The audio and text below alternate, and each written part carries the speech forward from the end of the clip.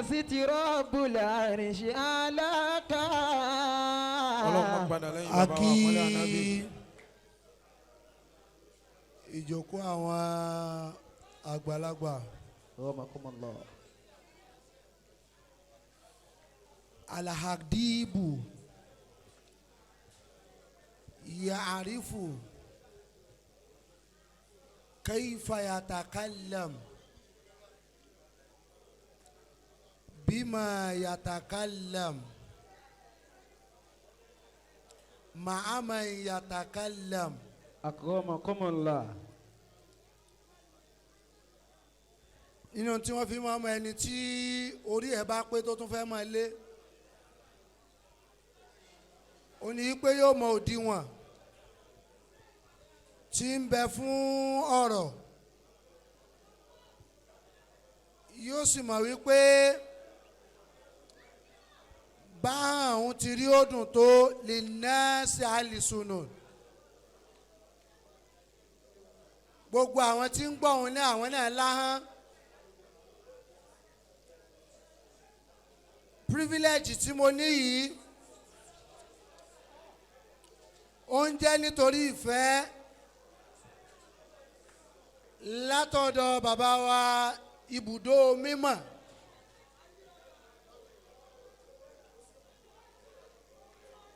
èmi ò mọ̀ tó jẹ́ káwọn èèyàn máa ṣàròyé tó báyìí ṣùgbọ́n nítorí pélé kéwù la wà ilé àlùfáà la wà bá ti bá wọn wí lọ́dọ̀ àwọn tí èé ṣàfà a gbọ́dọ̀ gbèrú rìdáwù bẹ́ẹ̀ dọ́dọ̀ alálàáfà à ń sì tún lè láì kò bá ilé àfà mu. Ilé àfà àkọlé ẹ̀ka ti máa sọ fún wọn yìí pé ẹ dákẹ́ fọ́lọ́hùn torí bẹ́ẹ̀ gan ni wọ́n ti mọ ẹni tí ń jọ́ lọ́hùn yẹn gangan.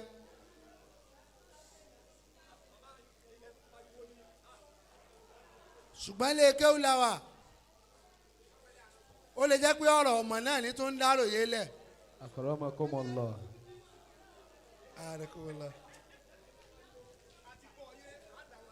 Ọlọ́run jẹ́ bàbá ogun. Àmín. Bàbá mi àgbàlagbà jì ní Yamallahu hayatahu. mo kàn fẹ́ kí Ọlọ́run wọn tó fún yín ní irú oríire tẹ́ ní yìí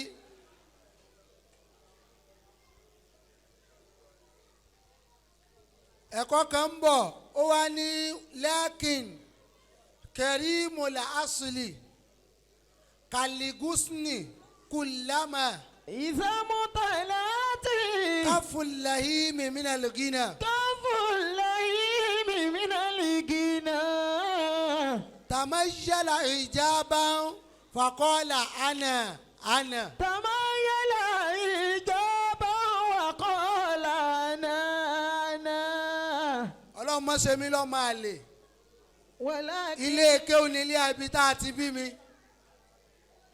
kémi náà wá gba máìkì mi kí a máa ní ìjì Ọlọ́run la kọ́ níbo ìwọ̀nba kéwù ara mi ṣe mọ́ mu lé epo. ولكن كريم الأصل كالغصن كلما bàbá mi àgbà Labib دام الله حياته tipẹ́ láti máa gbọ́ yí pé Al-Labibu bílí ìṣáárá ti yẹ̀fọ́ àmù.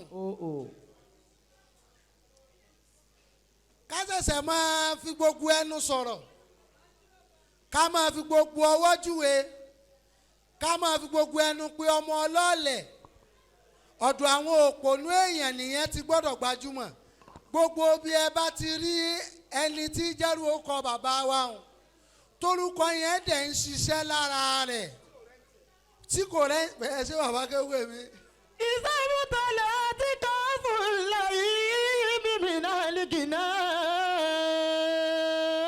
èyí tí bàbá tún ń ṣe lẹ́nu yìí ó tún jẹ́ ká mọ̀ wípé bá a ti ń wò yín o báwa ti lẹ́ ẹ tóun ẹ tún jù bẹ́ẹ̀ lọ lọ́dọ̀ ọba yín nítorí pé nínú tí kì í wu àlùfáà oníwàásí ní pé kó fẹ́ ṣe wàásí kẹwàá ní lágbájá kan ó fẹ́ kí yín tàmẹ̀dù kan oníhàn fẹ́ sọ̀rọ̀ ìdàkásẹ̀wé kan oníhàn fẹ́ sọ̀rọ̀ bẹ́ẹ̀ bá gbé máìkì lẹ́lòmíì lọ́wọ́ in tí ó make sense lérò pé yóò sọ yóò tún fi in tí ò tún ní báńtẹ̀ ń ṣe mu yóò fi kún un tó fẹ́ ṣẹlẹ̀ ní jòkó tẹ́lẹ̀. Tamayala ijaba. ṣùgbọ́n àbáwá Al-Labib ẹ̀yin lẹ́ni ọ̀rọ̀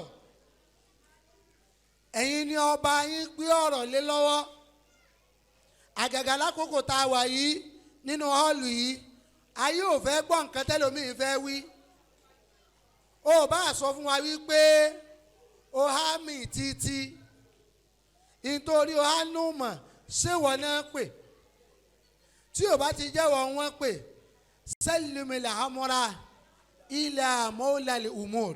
Akramakumullah awul karim. bàbá mi àgbà Labib wọ́n wá pé bàbá pé wá sí ya wọ́n wá ní ẹ̀dẹ́kun àfọ àpọ́nlé mo fẹ́ kẹ́ ẹ sá èmi tiẹ̀ ń sọ fún bàbá pé ẹ̀dẹ́kun torí Ọlọ́run bẹ́ẹ̀ bá ti bẹ̀rẹ̀ lèmi ó mọ gbàyọ̀ǹda nítorí pọ́nà Ìbàdàn síbí ó fẹ́ nẹsẹ̀ díẹ̀ èmi náà sì wá ṣe ntí bàbá wa máa bẹ̀ wá pé káwọn náà máa lọ ìwáàsí tí wọn bá ti lágbára tiwọn wọn ó pe àwa kéékèèké yìí náà káwa náà wá sọkùlẹ̀ ìmọ̀ níbẹ̀ mo wá ṣe ní gàdó ń bí lọ́dọ̀ àfàwà jẹ́jẹ́ láyé àbí jẹ́jẹ́ láyé náà kọ́ ni kí ló pa àdúgbò yẹn ibẹ̀ la ti wá kúrò ó sì yẹ kí n pàdé bàbá lábẹ́kúta lálẹ́ àná ṣùgbọ́n wàhálà yẹn pọ̀ ìlé ìwà bẹ́kúta mọ́ pé ẹ jẹ́ kí n wá nígbà Ọlọ́run ó tún wá ṣe àníyàn mi lọ́lọ́run tún wá múṣẹ ọ̀gángan ibi tí ń ti gba mẹ́dàdùn náà wọ́n wá ní wájú kó sí. Allahu Akbar. Bàbá àgbà Labib Adamallahu hayatahu.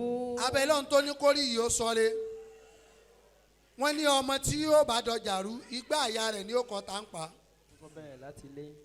láti àná kó ní ó tó dé lẹ́tí jiná nínú mọ̀ lẹ́tí palẹ̀ mọ́ òní ìkalẹ̀ ìpalẹ̀mọ́ yín lánàá bàbá ló sọ gbogbo ohun tó ga láyé di ti ń lọlẹ̀ níwájú yín lénìí ẹlòmíín wo máa pọ́n nítorí àwọn bàbá rẹ̀ tó tóbi ṣùgbọ́n òun gangan tí wọ́n ń pọ́n ìtàn fi máa pọ́n èèyàn Ọlọ́run ò fún. Bàbá Labib èmi lè má jẹ ọmọ oníláwà ní ti sùmùrà ṣùgbọ́n sùmùrà lèmi náà torí bàbá àgbàlá múnigun àmì mú bàbá mi ni wọ́n. mo wá tán sínú ìfẹ́ bàbá wa àgbà Labib látọdún tó ti pẹ́ nítorí pé ẹ kì í fi òótọ́ ọ̀rọ̀ sábẹ́ ahọ́n sọ.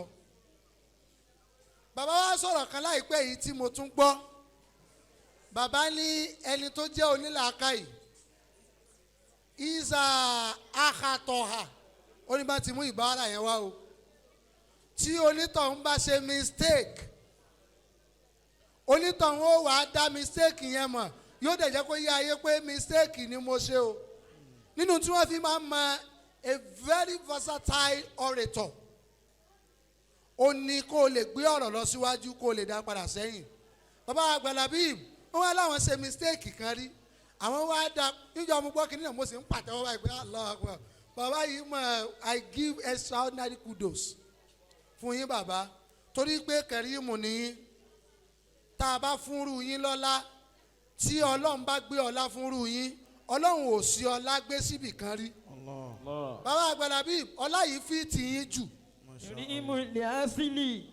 ọlá yìí dá a lára yín jù. Karimul asili. Bàbá Labib ẹ mọ ọlá yìí ló jù. Karimul asili. Bàbá Labib ọlá yìí yẹ yín jù. Karimul asili. Kẹ́ ẹ mọ́jọ máa fà wàláhì kéwú tí ń bẹ lára yín bá pín sí márùn-ún àfa kọ̀ọ̀kan tó bá ṣàyò ni mo mọ kéwú. Kálígúsùn kullama. Bọ́lọ̀ tí wàá ṣe tó yín náà ẹ tún wá ríran rí tí ò tó yín. Bàbá Labib ẹ ní máa padà sí aburú. Amina. Ẹ ní máa padà sí aburú. Àmín. Ẹ ní máa padà sí aburú. Àmín. Tábàlẹ́nu o gbà kásàdúrà fún yín sáwà gbé yín ṣépè bí. Kò yé mi o. Ṣùgbọ́n àná sọ fọlọ́hún níjọ́ tí ìmáàmù Ṣàfi'í kú wọ́n gbókù ìmáàmù Ṣàfi'í kalẹ̀ báyìí wọ́n kírun tán fàátà fàátì fún lóhùn kan bá dáhùn náà wọ sàmà láti sánmà tí ń wí pé kọ̀dígáfàrà Allah kọ̀dígáfàrà Allahu kulla man salla ala Shafi'in bí Shafi'in dájúdájú Ọlọ́run ọba àlekè ọlá lòun foríjì gbogbo ẹni ó kírun sí Ṣàfi'í la lálùbáríkà àti tóbi Ṣàfi'í wàgáfàrà Allahu Shafi'an li urimati sayyidati Nafisa. Allah.